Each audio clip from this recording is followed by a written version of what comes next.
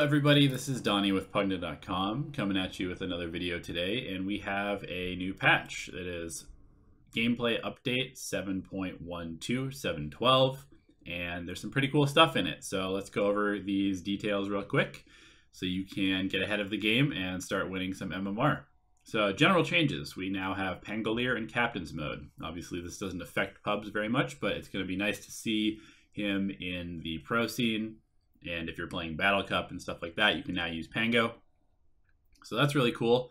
If you haven't already, you should check out our guide on Pvgna.com. I'll put the link in the description below for Pangolier. And you can learn to play this hero better if you haven't learned it already. It's a super fun hero, pretty unique mechanics, and really, really strong in the offlane. So check out that guide and go in some MMR with Pangolier. The second general change is that neutral creep stack bounty is increased from 15 to 20%. And this is nice. I feel like the addition of the creep stack bounty was really cool.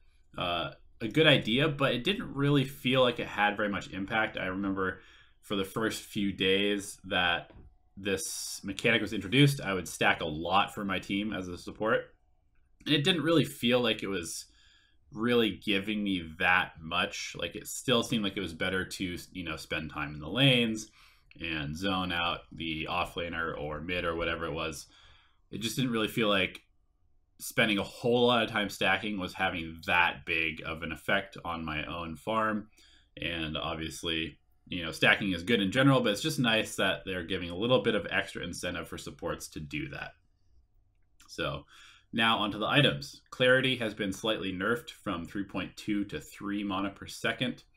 Clarity is still incredibly strong. That extra 0.2 is not going to make a huge difference. You still should be buying a lot of clarities, especially as supports, especially as heroes that don't generally buy mana regeneration. It's just a really cheap way to keep yourself out on the map using your abilities to farm creeps, which is what you should be doing to accelerate your gold.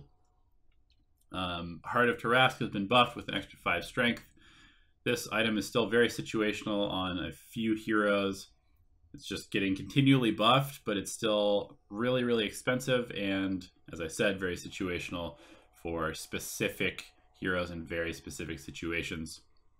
Moonshard has also been buffed with an extra 10 attack speed. Not a huge change. Nullifier projectile speed has been decreased by 300. That's fairly significant. But again, a lot of the time Nullifier is used when you want to jump on a target. So you are usually pretty close in anyway. And I don't believe the cast range is all that long. So the projectile speed, it gives you a little bit more time to disjoin it if you wanted to. But it's not a huge deal. This item is still extremely strong and probably should be picked up at least one on every team in the late game. So if you're not using Nullifier, you probably should be. And don't let this small nerf to it dissuade you from picking it up. Refresher Orb, not Shard. Mana regeneration has been increased from 3 to 5. I think this is nice. This item is so good, but it's really, really expensive, and it's usually kind of hard to use twice on a lot of heroes because of the mana pool.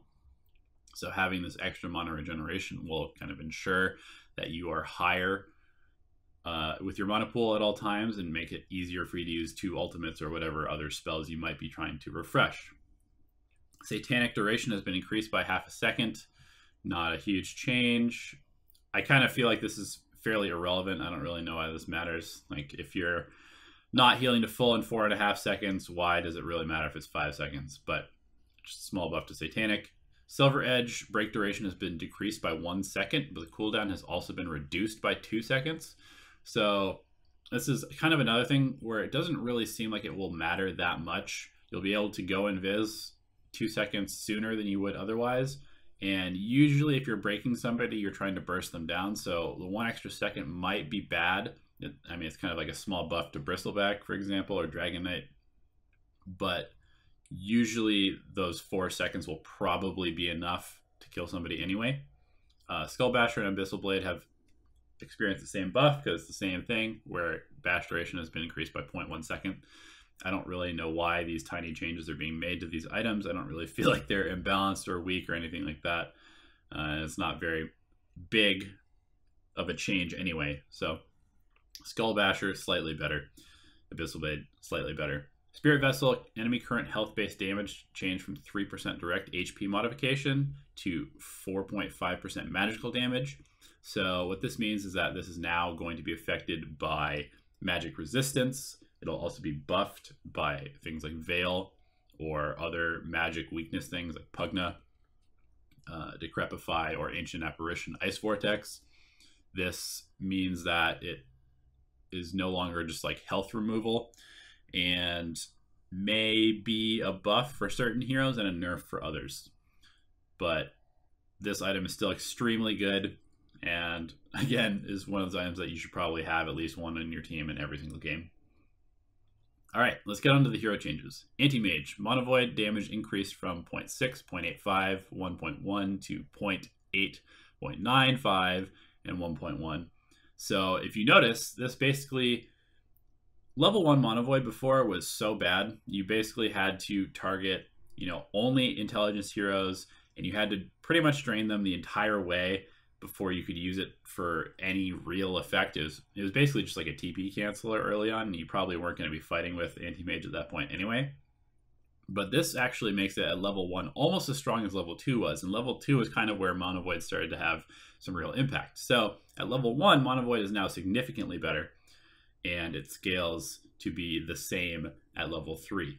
So this is just a nice little kind of buff for Anti-Mage showing up perhaps to a team fight in the early game and using Mono Void for a much bigger effect than it used to have. So don't forget that you can TP in and help save your teammates or get a couple kills with Mono Void now. Arc Warden Flux cooldown has been reduced by 2 seconds. Magnetic Field AoE has been increased by an additional 25. So that actually means that Magnetic Field is fairly significantly bigger now, because that 25 distance is the diameter, which means that the entire circle will be probably noticeably bigger. The Flex cooldown is just a little buff to Arc Warden, gives him slightly more damage. Axe Battle Hunger duration has been increased by 2 seconds, so this ability is now extra annoying if you are using it on supports in the laning stage, for example, to harass them, because now they really need that extra 20 or however much damage, depending on the level, will just have a little bit more impact. The skill is still fairly hard to use correctly, but it is really strong. I think it's kind of underrated on Axe, and it's just nice to see him buffed because he's not played very much.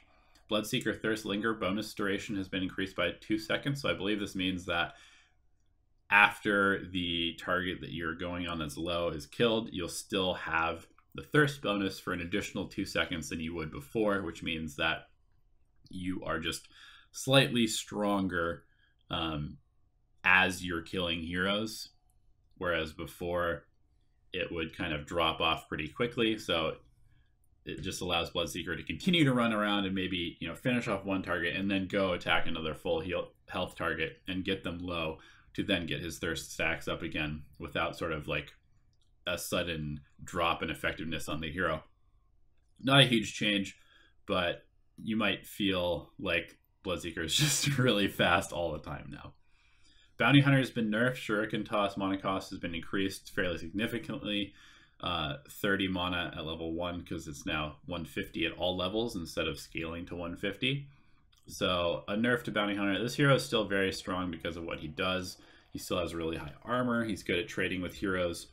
But it'll just mean that he has more mana issues than he already does have, and that is already one of the issues on the hero because it's pretty mana intensive to use Shuriken Toss and Invis all the time, and track spam as well. So slight nerf to Bounty Hunter needed. Probably needs more before it stops being a super strong hero. Chen gets a huge nerf with this Holy Persuasion. Not that this is super relevant in pubs, but in the pro scene, this was basically used to guarantee the offlaner experience in early levels because you could send back pretty much an entire creep wave, which would make the equilibrium near the offlaner's tower and ensure that they get at least like level 2 or 3, and then pretty much win them the offlane in a way that no other hero could do. So this is a big nerf in the competitive scene. We'll probably see Chen picked up less than it is currently. Again, for pubs, not a huge deal. Just keep that in mind. Clinks' strafe duration has been increased by 0.5 seconds. So Ice Frog is really trying to push us to, pick Clinks and use strafe. I don't know if this will be enough. The hero is still super weak because he doesn't farm very fast, but probably situationally is decent. I think strafe is still pretty good with the dodging stacks. And yeah. Crystal Maiden base damage has been increased by 3, and Arcane Aura has self-mana regeneration has been increased by 0.3, 0.2, 0.1, and scales to be 4 at the level 4 rank.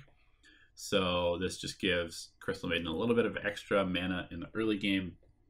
And the base damage lets her harass a little bit better, farm a little bit faster. Still suffers from super low movement speed, but you know what? That's just Crystal Maiden for you.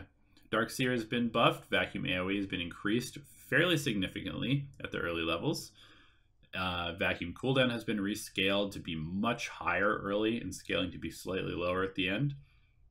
Cast range has been rescaled as well to be higher at level 4 and lower early on. The pull duration has been increased to scale as well. So basically this is all just buffing Vacuum to be stronger at level 4.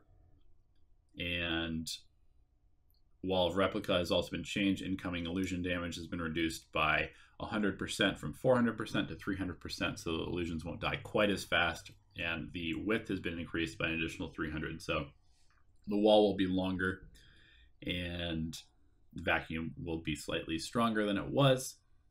This hero's main problem, though, is that he basically just serves up denies to the enemy carry, and so none of these changes really affect his laning stage, which is the main problem with this hero. And it seems to be kind of the pattern. A lot of these changes are touching stuff that doesn't really affect what is wrong with the hero and why the hero is not so good. Dark Willow Terrorize cast time has been increased by 0.2 seconds, so there will be more chance to interrupt Terrorize or get out of the area that's being targeted by it. Bedlam cooldown has been increased at level 2 and 3, so still the same at level 1. This just means that you can't, maybe can't get off 2 Bedlams in a fight that's lasting pretty long, but not a huge change, doesn't change the damage, so this hero is still super strong. And we'll probably still delete heroes on a regular basis. Dazzle Poison Touch damage has been increased at the 2nd, 3rd, and 4th ranks, so more incentive to level up Poison Touch, maybe more incentive to play Dazzle as like a roaming harasser. I think that's sort of where Dazzle should be anyway, maybe a dual offlaner. More incentive to level up Poison Touch, maybe just take 1 or 2 levels in Engrave and max this out instead, because 52 is pretty significant, especially when it's refreshed all the time and goes in an AoE, so it's pretty good in fights now. Death Prophet Spirit Siphon charge restore time has been increased pretty significantly at the early levels, so if you use your Spirit Siphons early in the laning phase, you're going to have to wait an extra 15 seconds per charge to refresh at level 1, an extra 10 seconds at level 2, etc., and it scales back to how it was at level 4. Silence mana cost has been increased to scale as you level it up, which is good. Silence is, 80 mana for a massive AoE silence is super strong. So nerfs to Death Prophet Disruptor. Static Storm no longer lingers on your hero for 0.5 seconds after walking away from the AoE. I like this. This was kind of annoying. You'd get out of the area of effect and then you'd still be silenced kind of for no reason. Kinetic Field has also been nerfed to have a much higher cooldown early on, scaling back to where it was. So nerfs to Disruptor, that's good. This hero's picked up a ton. Drow Ranger Precision Aura attack bonus damage has been increased quite a bit. Remember, this is percentage based off of agility, so scales better into the later stages of the game. Elder Titan Echo Stomp initial stun duration has been reduced, so this is when you first be put to sleep, I believe. There's sort of like a mini stun. I'm not entirely sure what this interaction looks like, but I assume that's a small nerf to Elder Titan, which is another one of those heroes that's being picked a lot in the pro scene, not a lot in pubs, but is a very strong hero regardless. Ember Spirit finally gets a little bit of armor. Base armor increased by 1, so he won't be quite as bad without a poor man's shield as he has been recently, but hero still requires a long time to come online usually. I think it's still a pretty situational pick, and the armor is just nice for a hero that has very low armor already. Enchantress Untouchable Slow has been rescaled to be worse early on, better in the late game, or at level 4. So this basically just nerfs like level 1 Untouchable. You have to rank this up. But I think that people are already kind of doing that anyway in a lot of the games as an offlane Enchantress, for example. Enchant cooldown has been rescaled to be much, much higher at level 1. So this kind of makes it so you have to choose between ranking up Enchant or Untouchable. You can't just take like 1 point in Enchant, 1 point in Untouchable, and then be super annoying. Enchant Slow has been increased though, so this is stronger as a crowd control ability, and Dominate Duration has been rescaled, so it is less time early on. So it basically just nerfs Enchantresses early game, like first 2-3 levels. But it's essentially the same hero beyond that. But that's good because this hero is just such a terror in the very early stages of the game because you can't kill her and she just runs away from you and hits you and chases you down. Pettis mana cost has been rescaled to be lower early on, slightly higher at level 3. It's kind of an interesting change. So you'll be able to spam out people at level 6 earlier without having to worry so much about mana. Gyrocopter is getting a little bit of a nerf. Flat cannon cooldown has been increased from 30 to 40 seconds. Homing missile hits to destroy has been reduced from the weird change from 3-3-4-4 to 3 at all levels. That's fine. Not a huge nerf. I mean, 10 seconds extra flat cannon definitely does mean that you're not going to be able to farm quite as fast, but he still has the flat cannon charges as one of his talents, so still a pretty strong hero, I would say. IO base damage has been reduced by 4, so that's quite a bit base damage reduction, but Tether now sets your movement speed to match the Tether target speed. That's super cool. Tether no longer has duration, also very, very cool. Tether movement speed rescaled to be slightly better at all levels, except for level 4, where it's still 16%.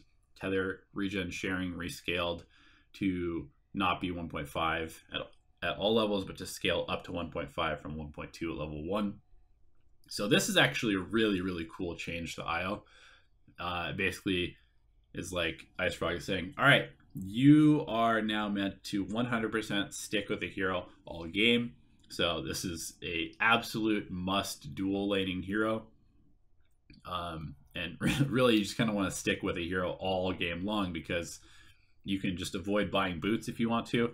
And for instance, if you're tethered to like a Shadow Fiend or a Gyrocopter, a Bloodseeker, for example, you can run super, super fast without boots and just provide them with tons and tons of regeneration forever because there's no longer a duration. So learn some IO if you haven't already. It's still going to be a really tough hero to pull off in pubs just because people don't really understand how aggressive you need to play with this hero tethered to you. But I mean, we're definitely going to see this a lot in pro games, I'm sure. And it gives more credence to just, skipping boots entirely, just rushing bottle, rushing regen items. So that's cool. I like that. Leshrac base movement speed has been increased by an additional 5, so this hero is insanely fast. 330 at level 1 without any movement speed items. You can basically just go Windlace on it for like the entire early game and you have just as much movement speed as everybody else. Lightning Storm damage has been rescaled. Getting back to kind of where it was before at the early levels. 80 damage for pretty low mana cost, low cooldown. The slow duration has been rescaled to be less at level 1, 2, and 3. The same at level 4. And Lightning Storm cast point has been reduced slightly. So that's one of the issues with Leshrac is that his cast points are so bad on a lot of his skills. But this just makes Lightning Storm slightly more, maybe have potential early on. I think that Roaming Lesh might be something that we see occasionally just because 80 damage for level 1 nuke with this massive movement speed is pretty good. Lich Sacrifice mana conversion has been rescaled to be better at all levels. So you just get more mana from the health. Lifestealer open wounds, mana cost has been increased to 140 to all levels, so it doesn't reduce as you scale it up, which is kind of a weird interaction. I don't remember many skills that have that. So slight nerf to Lifestealer, although as you level this up, you're probably going to have more mana anyway. Lion Earthspike mana cost has been rescaled to be 30 mana lower early, 20 at level 2, 10 at level 3, and the same at level 4. So Earthspike is now just much more easy to use to harass. That's kind of nice. Lion's just been getting buffed and buffed and buffed. This hero is very strong. I think that you should pick it up as a position 5 or position 4.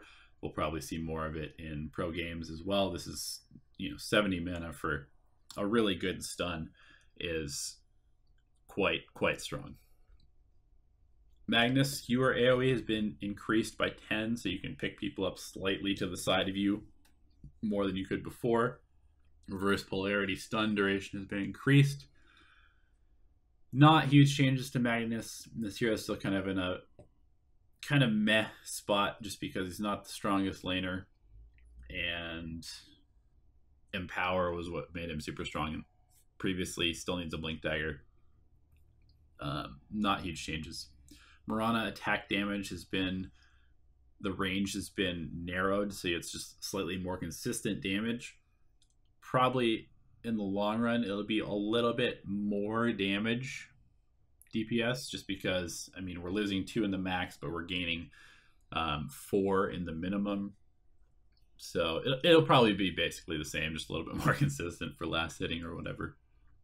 Monkey King Wukong's command soldier attack rate has been improved by 0.1, so you'll just, your soldiers, your monkeys in the ring will attack slightly faster, do a little bit more damage. Necrophos Heartstopper aura has been increased at the later levels to be slightly stronger. Death Pulse mana cost has been rescaled to be 25 less at level 1, 15 less at level 2, 5 less at level 3, and 5 more at level 4. So this is a slight early game buff to Death Prophet and a slight late game buff to Death Prophet for Heartstopper aura. Not huge changes, but this is pretty nice. The 25 Death Pulse will just be nice for farming.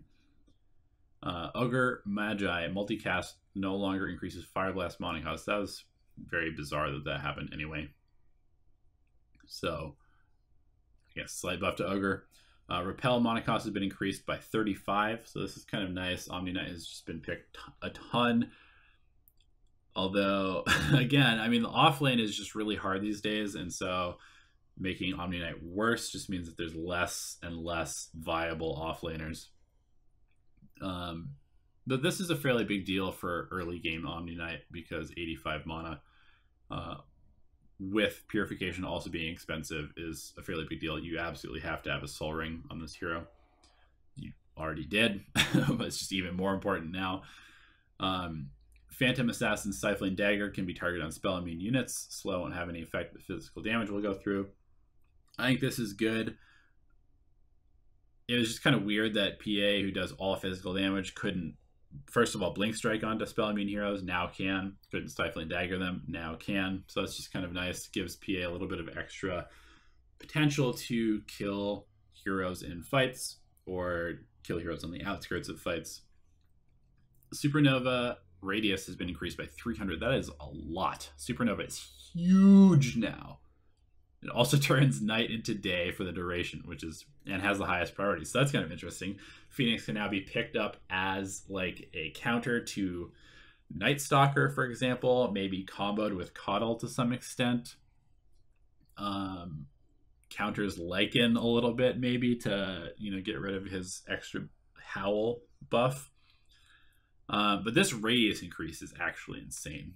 I kind of hope that they have a slightly better indicator of how big the radius is, but for reference, this is basically like the range of a Blink Dagger. So think about your maximum blink range, and then everything in a circle in that area is now being hurt by Supernova and stunned when it explodes. So 300 radius is a pretty big deal. This hero still suffers from a really terrible laning stage, but I'm always happy to see Phoenix buffs because I think the hero is really cool. Razor static link cast range has been reduced by 50. It's a little bit harder to get the initial link, but their break range stays the same at 800. Unstable current damage has been reduced at all levels. I don't know. I don't really know how to feel about this. It's just really annoying to last hit with unstable current.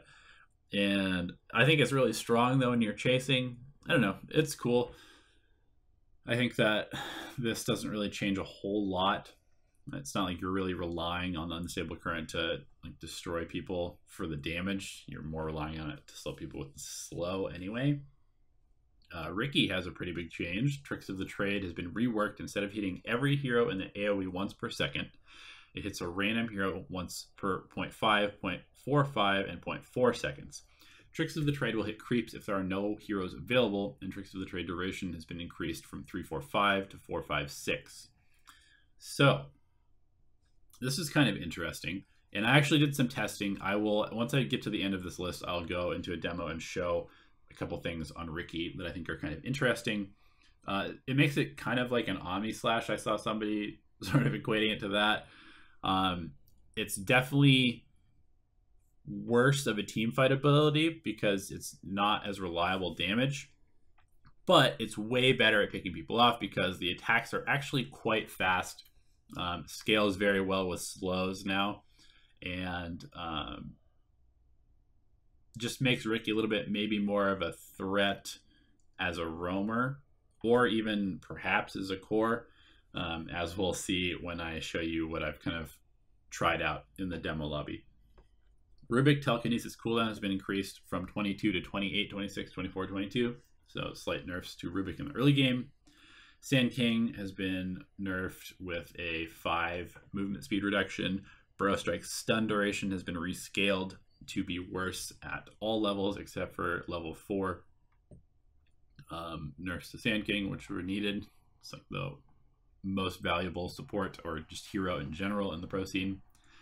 Shadow Demon, Demonic Purge now always scales linearly.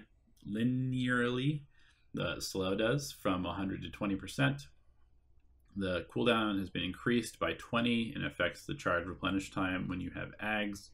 Demonic Purge duration has been increased, so it slows for longer, but you can cast it less. Purge no longer roots non-hero units for 3 seconds. Didn't even know that worked. Purge now consistently dispels or continuously dispels the target. So it's kind of like Slark's Dark Pact, where for that entire 7 seconds, you'll be purging buffs or debuffs on the hero that you're using this on. Guardian Sprint for Slardar no longer has the 15% damage amplification. That's really nice for Slardar. Guardian Sprint duration has been reduced by 2 seconds. But this ability is still very cool because it has no mana cost and now has no damage amp. So you can just kind of pick Slardar. I think this makes Slardar a better roamer than he was because you can dive towers a little bit better now because you're not tanking an extra 15% damage from the tower hits. So that's cool. I like that change a lot to Slardar. Slark base HP regen has been increased by 1.25 and turn rate has been improved. I don't really know that this will affect Slark a ton. Then the extra HP regen is nice for his laning stage, which is where he suffers the most. So I don't know. I mean, I still think the hero is fairly weak in the lane, but that is a nice buff for Slark at least. Assassinate mana cost has been reduced for Sniper at level 2 and 3 of the skill, still the same at level 1. Slight tiny buff. Spectre, Spectral Dagger damage has been increased fairly significantly, 40 at all levels. This hero, like Slark, except even more so than Slark, is just so terrible in the laning stage that this is not going to change much. This hero really needs some serious love to, I don't know, base damage, armor. I don't know. I don't know what you need to change to make this hero viable in all but the most situational picks. Spirit Breaker Empowering Haste, active no longer reduces movement speed afterwards. That's really nice. That was super annoying that happened. Empowering Haste cooldown has been increased by 8, however, so you can't just spam it constantly, but you kind of didn't want to do that anyway because it made you slow afterwards. So I like this change to Empowering Haste. It's just better. I think, in general, despite having a longer cooldown. Templar Assassin movement speed has been increased by 10. Timbersaw Chakra mana cost per second reduced at level 1 and 2 slightly. And initial mana cost has also been reduced at level 1 and level 2 slightly. Tiny base health regen has been reduced by 1, and avalanche cooldown has been increased to scale from level 1 to level 4 back to where it used to be at 17 seconds. So slight nerfs to Tiny early on. Also needed. Trent Protector base intelligence has been increased by 3. So you can cast your spells more often. Yay! But this hero still suffers from the same thing that he has since they took away his EXP talent, which is that he just never farms. But being able to use your spells a little bit more will be nice. Troll Warlord, Berserker's Rage base attack time has been improved slightly, very slightly. Tusk Ice Shard cooldown has been increased by 2 seconds at all levels, it looks like. So a slight nerf to Tusk. Probably not enough to make him unviable, still be picked up a lot. Undying Zombie critical health attack speed boost increased from 50 to 75. So when you get to this certain threshold, I forget exactly what it is, I think it's like 30%, 25% health, your zombies will now attack 25% attack speed faster, so they basically all get a Gloves of Haste in addition to what they already had. Flesh Golem hero kill increase from hero kill heal increase from 10% to 15, 20, 25%. So you just have more sustain if you're killing people as Flesh Golem than you did before. Warlock Golem's attack range has been changed at level 2 and 3. That's sort of bizarre.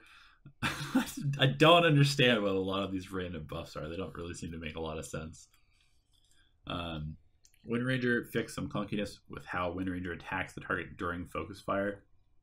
Hopefully this doesn't remove the whole like moonwalking that you can do, because I thought that was kind of funny.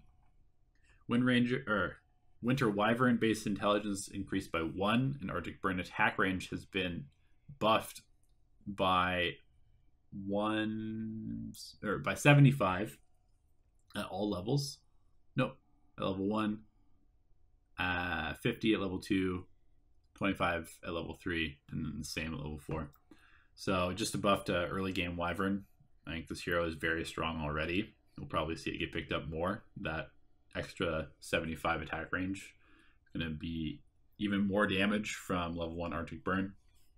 Zeus attack range has been increased by 30, and base damage has been increased by 5. That's a fairly significant base damage increase. It means that you maybe don't have to Arc Lightning quite as much, but that's sort of what the hero does. You just Arc Lightning the creep wave, push it out, get your last hits that way. But you don't have to quite as much now, perhaps.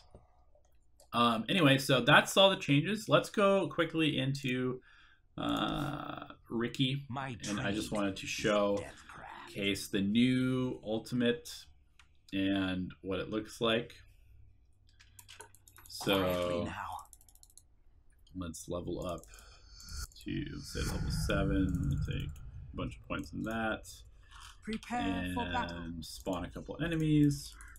So you can see that if there's one enemy and you use your ultimate, attacks pretty darn fast and does, decent damage. If there's 2 enemies in the area, then it splits between them at random. So this one took slightly more damage. So it's not as good, obviously, and as you get, like 4 enemies in the area, it becomes pretty garbage. It does almost nothing to any of them. So you basically want to be using this to pick people off. And so to that end, one very interesting interaction that you should definitely know if you're playing this hero is that Echo Saber slows on every single hit. And now the hits happen much faster. If we patrol this guy through this area, you can see that if I then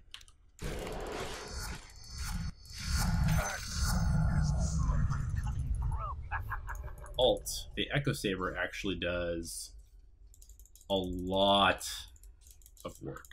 And so again, I'll take this guy, we'll patrol him through, and you can see puts his movement speed at 100 constantly for the entire duration of your ulti. And since your ulti is much longer now, you can do quite a bit of damage to solo heroes.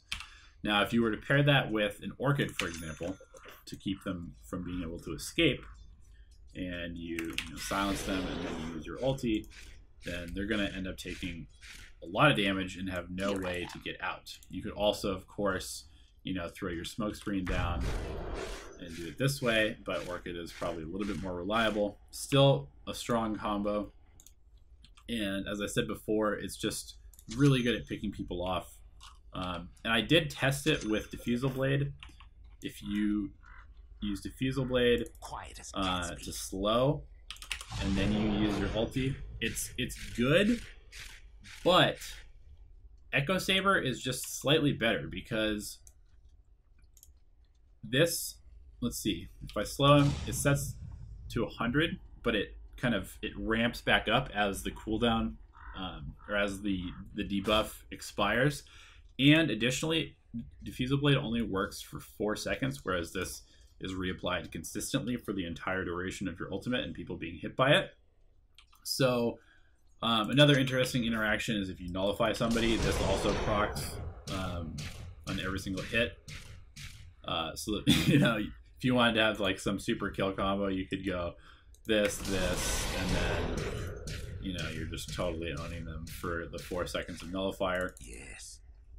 So that's just sort of something interesting. I don't really know. I think people should do some experimentation with this.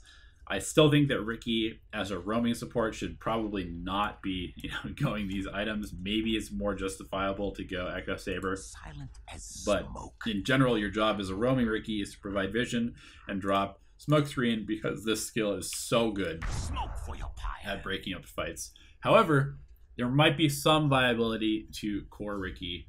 I don't know. To try it out in some pubs, and I'm sure that there will be a lot more Rikis in your games because people will be trying to figure this out as well. As you can see, it does quite a bit of damage and attacks really, really fast once this is maxed out. So I hope you guys enjoyed this video, and I hope you learned some things about the patch. I speak softly. Thank you so much for tuning in. And as I said before, if you haven't already, you should definitely check out our Pangolier guide. If you go into the client and go to guides, find the offlane Pangolier. These are all going to be updated for 7.12. I was told. Not that there's going to be a whole lot of changes, but you'll see the 7.12 ones, and you'll be able to see that if you go to view, you can find Pangolier, learn Pangolier with 1 month of Pvgna Pro. Click on that. You'll open up our site with the promo code, be able to sign up and learn Pangolier so you can win your games and get ready for those battle cups with Pango. All right, guys, good luck. Have fun. Go win some MMR.